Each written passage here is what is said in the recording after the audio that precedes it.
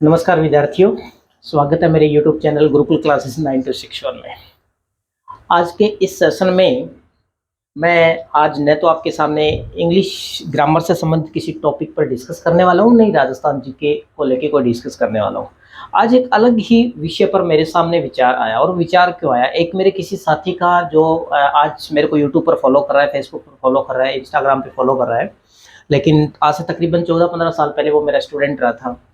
उसने मेरे सामने एक अलग ही प्रकार का क्वेश्चन रखा और उसका समाधान मैं उसको तो बताने की कोशिश कर ही रहा हूँ, उसके साथ साथ मेरे तमाम जितने भी व्यूअर्स आए उन सबको, और व्यूअर्स नए भी है, भविष्य में जब कभी भी आपको ये वीडियो देखने का मौका मिले तो निश्चित रूप से इस वीडियो से आपको थोड़ी सीख, हालांकि मैं ज़्यादा इतना बड़ा ज्ञानी नहीं हूँ, उसके बावजूद भी आपको सीख जरूर मिलेगी। मेरे साथी ने उसने मुझसे कहा था कि सर मैं पढ़ने की कोशिश करता हूँ, अभी वो एट प्रेजेंट टीचर एग्जाम की तैयारी कर रहे हैं और थोड़ा सा हताश भी है। जैसे कि आप सबको पता है, सबको क्या पूरे हिंदुस्तान को पता है कि द्वितीय श्रेणी अध्यापक परीक्षा का जो पेपर है वो लीक होने की वजह से सारे विद्यार्थी तकरीबन जो तैयारी करने वाले हैं, नई तैयारी करने वाले हैं, सब थोड़े से वो डिप्रेस से हो गए थे। उस मेरे साथी ने मेरे सामने एक क्वेश्चन रखा था कि सर मैं पढ़ने की बहुत कोशिश करता हूँ लेकिन मुझे मोटिवेशन नहीं मिल रहा, मैं किस प्रकार से पढ़ाई को कंटिन्यू रखूं, कैसे मेरे को सफलता अर्जित होगी।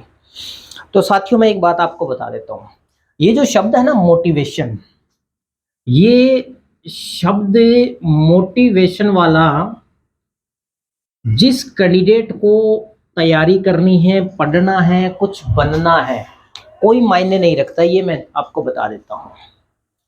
मेरे बहुत सारे विद्यार्थी, जब मैं कक्षा के अंदर पढ़ा रहा होता हूँ, स्कूल की बात कर रहा हूँ, तो उस समय मुझे बहुत सारे बोलते हैं कि सर आप एक बहुत अच्छे मोटिवेटर बनोगे, ये करोगे वो करोगे, हमारे लिए आप प्रेरणा हो। ऐसा कुछ नहीं है, मैं सिर्फ रियल लाइफ को ऑब्जर्व करता हूँ और जो मेरे मन में बात आती है मैं उस बात को स्टूडेंट्स के समक्ष पेश कर देता हूँ, प्रेजेंट कर देता हूँ, ठीक है।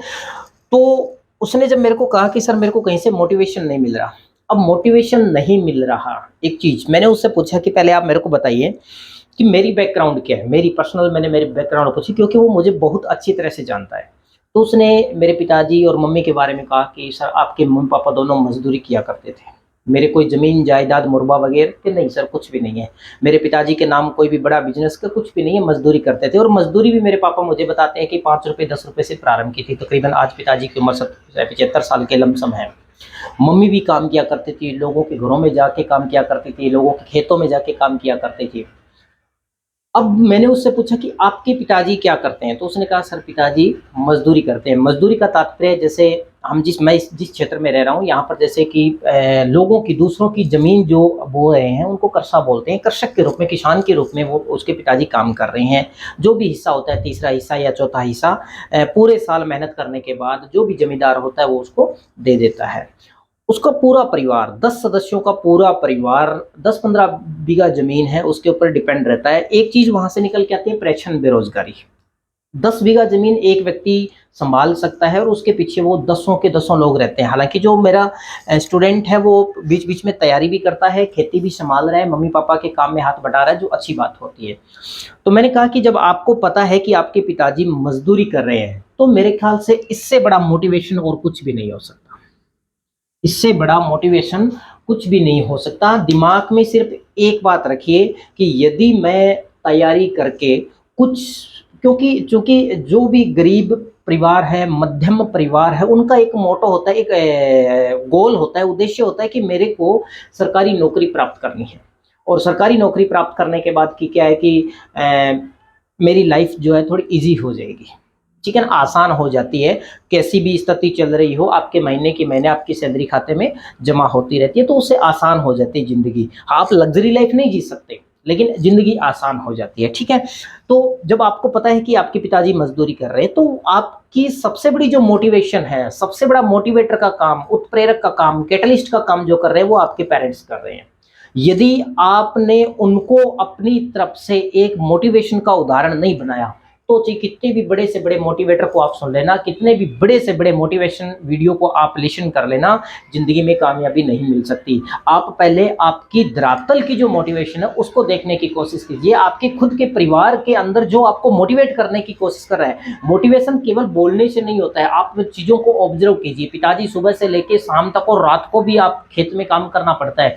यदि आप चाहते हैं कि मेरे पिताजी की उम्र जब 50 और 60 के बीच में पहुंचेगी, उस समय तक वो काम करे और उस समय तक मैं जिंदगी के अंदर किसी न किसी तरह से सक्सेस हो जाऊं, और सक्सेस होके मैं पिताजी को 60 की उम्र के बाद ये बोल दूं कि पापा आपने ज़िंदगी में बहुत काम कर लिया है, अब काम करने की बारी मेरी है, आप आराम कीजिए, रिश्तेदारों से मिलिए, आपको काम करने की आवश्यकता नहीं है। और ये सब कुछ करवाने के लिए आप जैसे अभी आपकी उम्र 20 से 30 साल के बीच में है, ये वाले 10 साल आप सेक्रीफाइस कर दीजिए।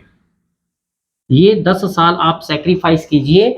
आपका एक अच्छा सा गोल होना चाहिए, उद्देश्य होना चाहिए, टारगेट होना चाहिए, मंजिल होनी चाहिए, लक्ष्य होना चाहिए। और उन 10 सालों के दरमियान जिंदगी के आप जो तमाम खुशियां प्राप्त करना चाहते हैं, उन खुशियों को एक बार के लिए असाइड कर दीजिए, साइड में रख दीजिए उन सारी खुशियों को, और अपने इस लक्ष्य के ऊपर अपने आप को फोकस कीजिए, कंसंट्रेट कीजिए कि मेरे को इस लक्ष्य को प्राप्त करना है। और प्राप्त किस लिए करना है? इसलिए नहीं कि मैं सक्सेस हो रहा हूँ, इसलिए कि मेरे पेरेंट्स को 60 की उम्र के बाद काम करने की कोई भी नौबत ना आए, जरूरत न पड़े, वो आराम से बैठे। और यदि आप ये सोचोगे तो आपकी आने वाली जो पीढ़ी है, आपकी आने वाली जो जनरेशन है, आपकी आने वाली जो संतान है, वो भी उनकी मानसिकता भी ये रहेगी, वो भी आपको 60 की उम्र के बाद में काम नहीं करने देगी। ये निश्चित है, क्योंकि प्रकृति का नियम है, जैसा अपने पेरेंट्स के प्रति हम लोग सोच रहे हैं, जैसा हम दूसरों के प्रति सोच रहे हैं, पेरेंट्स अपने प्रति, अपनी संतान अपने प्रति, दूसरे लोग अपने प्रति वैसा ही सोचेंगे। ठीक है ना? एक इंग्लिश में कहा होता है ना, टेट फॉर टैट, जैसे को तैसा।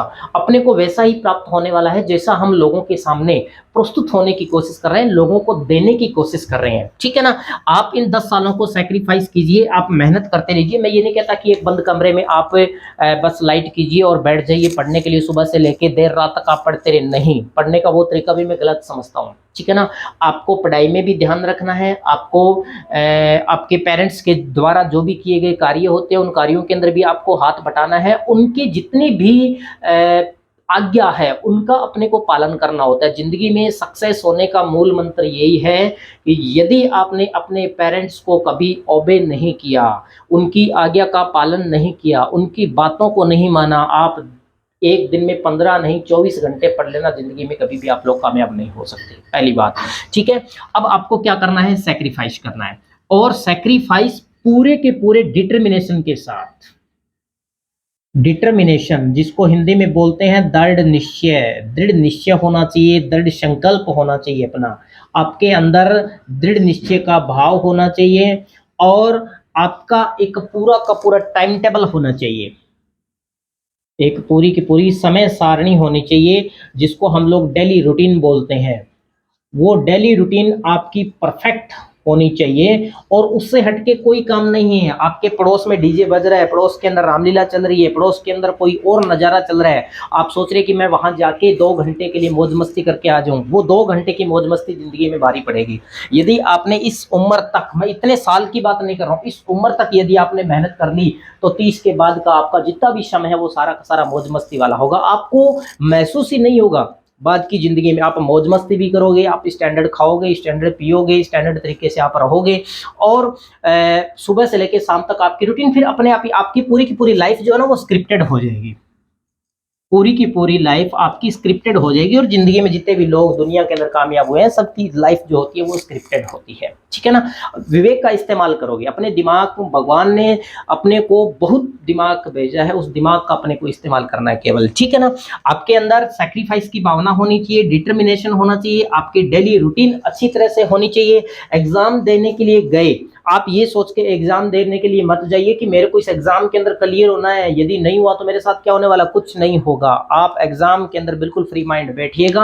आपने आपकी पहली कक्षा के अंदर जो कुछ भी तैयार किया है, दूसरे साल आपने जो कुछ तैयार किया है, 7वें साल आपने जो कुछ तैयार किया है, 20वें साल जो कुछ भी तैयार किया है, एग्जाम का ड्यूरेशन यदि आपके 3 घंटे का है तो वो सारी की सारी चीज़ें आपको उन 3 घंटे के दौरान याद आएंगी। वहाँ पर आपको किसी तरह का कोई बर्डन नहीं लेना है। फॉर एग्जाम्पल मान लीजिए कि आप एग्जाम के अंदर बैठे और आपका 150 नंबर का एग्जाम था और किसी भी वजह से आप उस एग्जाम को फाइट नहीं कर पाए, तो आपको अपने आप को हताश नहीं करना है। बिकॉज फेलियर इज टू की ए सक्सेस, माफ कीजिए, फेलियर इज की टू सक्सेस। असफलता जो होती है ना, वो सफलता की कुंजी होती है जिंदगी के अंदर। यदि आप असफल हो गए तो इसका तात्पर्य नहीं कि आप असफल ही हैं। आपको उस असफलता की परिभाषा में मत लीजिए फिर कि मैं असफल हो गया इसका मतलब मैं सफल नहीं हो सकता। नहीं, आप यदि नीचे गिरोगे तो निश्चित है कि आप ऊपर भी उठोगे, क्योंकि गिरेगा वही जो ऊपर उठने की कोशिश करता है, हारेगा वही जो गेम के अंदर, दौड़ के अंदर भाग लेने की कोशिश करता है। यदि आप किनारे पर खड़े लोगों का दृश्य देख रहे हैं तो आप नहीं जीतोगे, नहीं आप हारोगे, हुटिंग करते रहोगे और आपकी हुटिंग से दूसरे की जिंदगी सक्सेस हो जाएगी, लेकिन आपकी कुछ भी नहीं होने वाली। ठीक है ना। इसके अलावा ये आप एक चीज को थोड़ा सा दूर रखोगे, और वो दूर क्या रखोगे, क्योंकि अपने को पता है कि ये जो सोशल मीडिया है, सोशल मीडिया में सबसे ज्यादा जिस इंस्ट्रूमेंट का हम प्रयोग करते हैं वो मोबाइल फोन का यूज होता है। ठीक है ना। Mobile phone is a bone और ए कर्स। मोबाइल अपने आप में एक वरदान भी है और श्राप भी है। ठीक है ना। अब इसको अपने को श्राप नहीं बनाना है, अभिशाप नहीं बनाना है। इसका यदि आप सदुपयोग करोगे तो इसके अंदर बहुत अच्छी अच्छी चीजें हैं जो आपको जिंदगी में आगे बढ़ने के लिए प्रेरित करेगी। और यदि आप इसके अंदर मान लीजिए कि आपने इंस्टाग्राम खोल लिया, दोस्तों के साथ चैट करनी शुरू कर दी, व्हाट्सएप खोल लिया, या फिर यूट्यूब निकाल लिया, आपने किसी कोई नई मूवी लॉन्च हुई उस मूवी को देखना शुरू कर दिया, 3 घंटा निकल गया पता ही नहीं चला। मोबाइल एक ऐसी बीमारी है, अगर आपने मनोरंजन के तरीके से उसका यूज करना शुरू कर दिया तो मनोरंजन उस समय तो आपको ऐसा लगेगा कि यार मेरी लाइफ में बस नो टेंशन, किसी प्रकार की कोई फिक्र नहीं है, लेकिन आने वाला जो समय है उन 3 घंटों का आपसे हिसाब मांगने वाला है। ठीक है ना। तो सैक्रिफाइस होना चाहिए, आपके अंदर डिटर्मिनेशन होना चाहिए, आपकी डेली रूटीन अच्छी होनी चाहिए, और सोशल मीडिया में जो हम जिस इंस्ट्रूमेंट का प्रयोग कर रहे हैं, जिस उपकरण का हम प्रयोग कर रहे हैं मोबाइल का, उसका मिसयूज नहीं करना है, उसका गुड यूज करना है, सदुपयोग उसका करना है। जब तक हम उसका सदुपयोग नहीं करेंगे आगे नहीं बढ़ेंगे। और बात रही मोटिवेशन की, तो मोटिवेशन अपने परिवार के सदस्यों की आपको केवल स्ट्रगल देखनी है। सबसे बड़ा जो मोटिवेशन है वो यही है,